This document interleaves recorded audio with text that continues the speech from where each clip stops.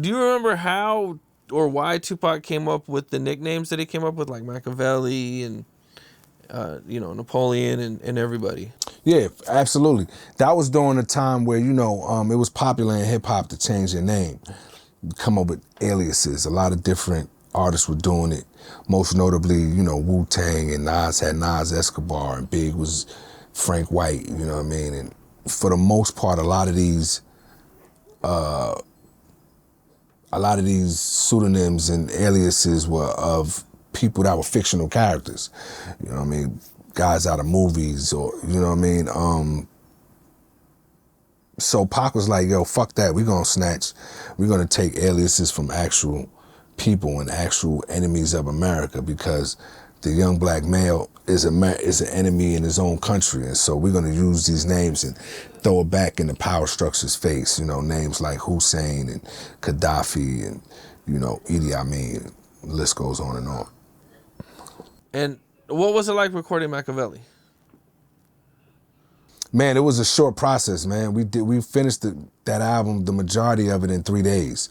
I think it only ended up being stretched out for the mixing process and the fact that Suge wanted to add Toss It Up to it. But that album was pretty much done in 3 days. 3 days, man. That's crazy, man. Mm-hmm. I've seen video footage of Tupac saying, we don't have the luxury and all this time, and we got to just knock this out. We could just go in there, right? And you know what I'm saying, like, what was it like kind of working with him and his work ethic? Was it hard to keep up with Tupac?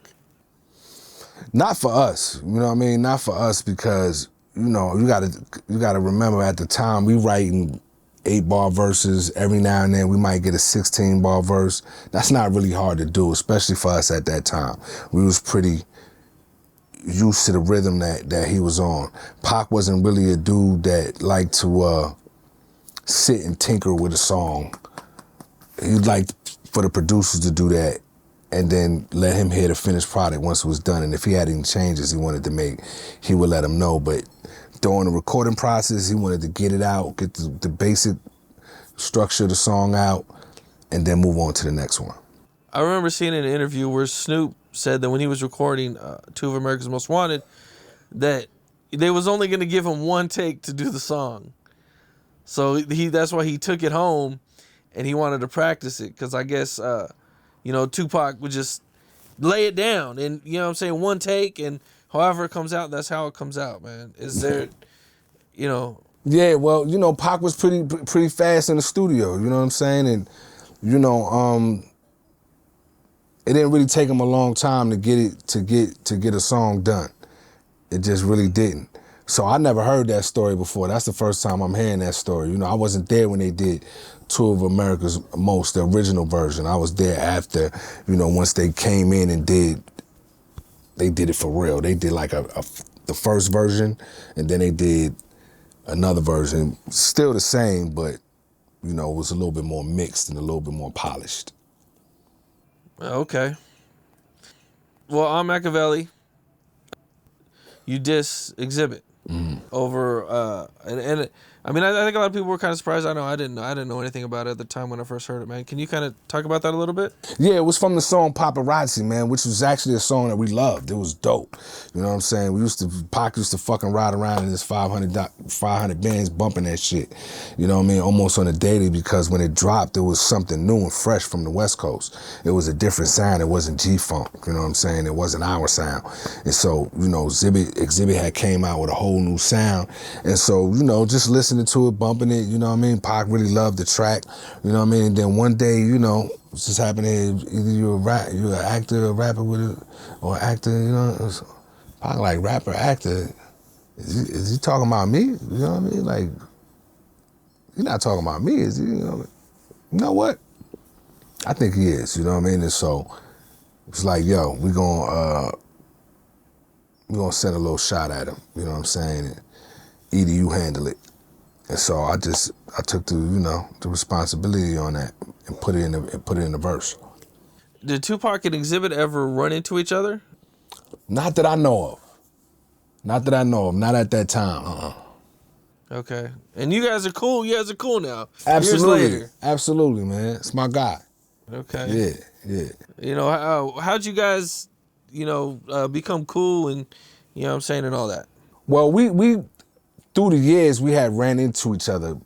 In the beginning, when it was still kind of a little spicy, I ran into Exhibit after Tupac had passed, very shortly after Tupac had passed, and we came back to LA, and I ran into him at a party, and we had a chance to discuss it and what it was all about, you know what I mean? And I let him know where we was coming from on it, and he let us know under no circumstances was he sending a shot at Pac. It ain't, you know what I mean, had nothing to do with Pac. He actually fucked with Pac and fucked with Pac's music. And so, you know what I mean, it was squashed a long time ago. And then eventually we started doing music together. We ended up on a couple of songs together, and then we just put out the One Nation song most recently together. Oh, okay. Mm-hmm. Okay. For years, we've heard about this Angie Martinez interview. Mm-hmm. And, all this controversial stuff Tupac was supposed to have said in this interview. And, kind of everybody that he kind of dissed on records that he had a lot to say about during this interview. Were you around for that interview? Mm-hmm. Do you remember any of it? I know it was a long time ago and it was an interview. Yeah, it was a long time ago. I don't remember a lot of the specifics, man. I remember he was very anxious to, make sure people understood where he was coming from amidst all the controversy and everything that was going on at the time. And so I believe that was truly his purpose for doing that interview, was just to kind of set the record straight. People can understand where he was coming from. Was that like from a point of view that everybody thought he was like dissing New York as a whole? Because I think a lot of people thought that. Yeah, and then who better to talk to about it than, the queen of radio at that time, of New York radio specifically. Do you remember anything he said about any of the people, like Dr. Dre? Nah, I don't really remember specifics, man. It was a long time ago. Smoked a lot of weed over the years, man. Okay. Was Tupac disappointed that it didn't come out? I don't remember him either voicing an opinion either way about that at the time. Okay. Would it have been real controversial had it came out, as she actually played it? Would it have been like? Well, I mean, didn't she drop like snippets?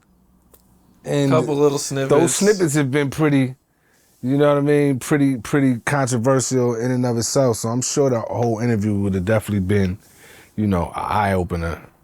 I seen somewhere that in the middle of the interview, that Tupac gave her a gun to hold because she felt nervous to make her feel better. I don't remember none of that. I don't even think Tupac would do something like that. You know what I mean? Okay. I didn't think so either, but... Nah.